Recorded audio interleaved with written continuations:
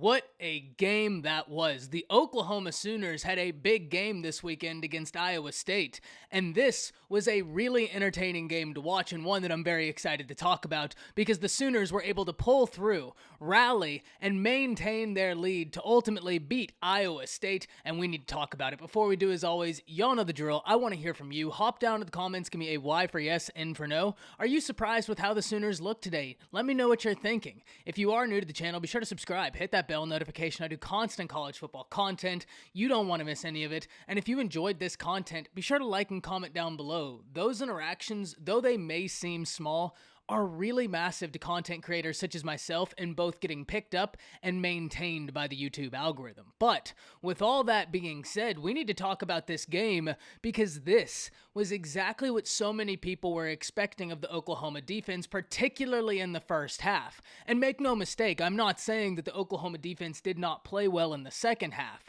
However, attrition did set in. Oklahoma's defense was on the field for the majority of the game. In fact, Iowa State won the time of possession battle 38 minutes to Oklahoma's 21 minutes. So whenever you have a defense that's been on the field for that much longer than their counterparts, you're already asking a lot of them.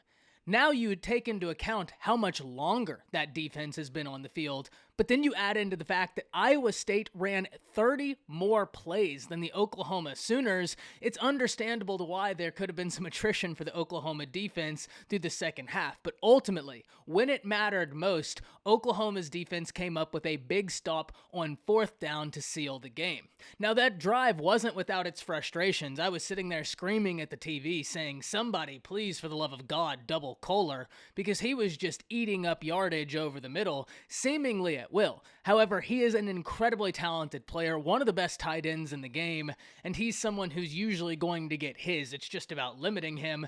Even then, he had over 150 yards. This was a very fun game to watch from start to finish. Oklahoma's defense, like I said, specifically in the first half, looked really solid. And it was the exact defensive performance so many people were expecting from the onset of this season to right now. Because even though the Sooners have played well at times this season, I really can't point to a performance where I looked at it and said, that's the defense that I thought we would see. Today, they played really physical. They played fast. They played a hard-nosed brand of football, so much so that on key positions in this game, I forget the time and I forget the yardage, but on a third down, I believe it was 3rd and 10, Hutchinson had the inside release completely won on a slant route, and if he caught the ball, he could have at least contested for a first down. But Oklahoma's defense had been so physical through the early portions of this game and had continued that physicality that he heard footsteps and he started second guessing. And that is a massive benefit to playing with physicality. Even on plays where you don't even have to hit anybody, you get the opposing team thinking, do I really want to take this hit? I've taken 3 hits already. Do I really want to take that 4th? I can hear the linebacker, the safety, whoever it may be, closing in. Oklahoma's offense may not have had the performance they wanted, but it was a little bit perplexing watching it. Against Iowa State's 3-3-5, I expected Oklahoma to run the football a bit more, especially when you look at the breakdown of how successful Oklahoma was running the football. Kennedy Brooks had 17 carries for 115 yards. I mean, Oklahoma averaged 6.1 yards per rush and ended the game with 34 rushes. Even though they rushed it 34 times, Iowa State rushed it 35 times while throwing 52 passes to Oklahoma's 19.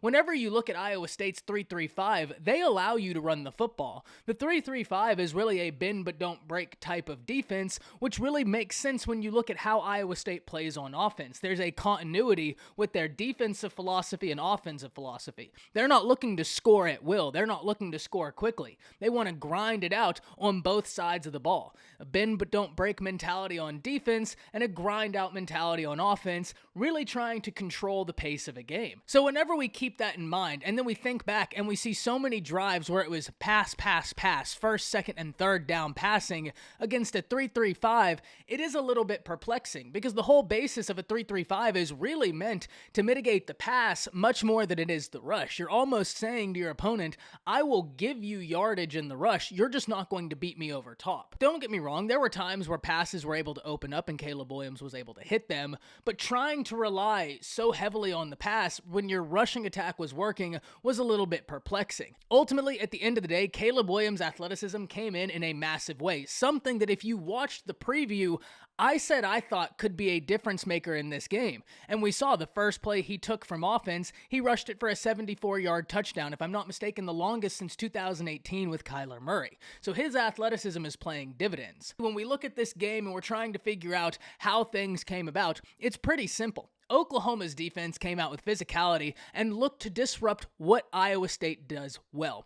Iowa State has a really solid rushing attack, and when we look at the offense, everything runs through Breece Hall. If we look at the passing game, there's three names you really need to focus on: Charlie Kolar, Xavier Hutchinson, and Breece Hall. So when you're able to mitigate Breece Hall in the rushing game, you're really able to take this offense off of what it wants to do consistently. That's not to say that Iowa State still didn't find success. They were able to find some success, but they have very talented guys who've been there for a while. It's the fact that they weren't able to find success as easily as they would have liked because of Oklahoma mitigating the run game the way they were. At the end of the day, Breece Hall only had 58 yards from scrimmage and a touchdown on 19 carries. And if you're looking at an opposing team and what they do best with a really quality running back is grind out clock and control the ball with a run scheme, and you keep that running back to 58 yards and a touchdown, you take that 10 out of 10 times. This was a really good game for the Sooners. The defense came out well. The offense, though they didn't have the game they wanted, Caleb Williams only having 8 completions on 18 attempts, 1 touchdown to 1 interception, and that interception was a very perplexing throw, almost staring down the linebacker and throwing it right to him. There will be things to learn and grow from this game. So at least there will be that positive going forward, because Oklahoma State is going to be a game of massive importance for the Oklahoma Sooners. It's a game I can't wait to watch, and I'm going to be very interested to how things go moving forward into the week for that game. Hop down to the comments, let me know what you thought, because this was a hyper entertaining game to watch, and I'm very interested in hearing from y'all. That's it. See ya.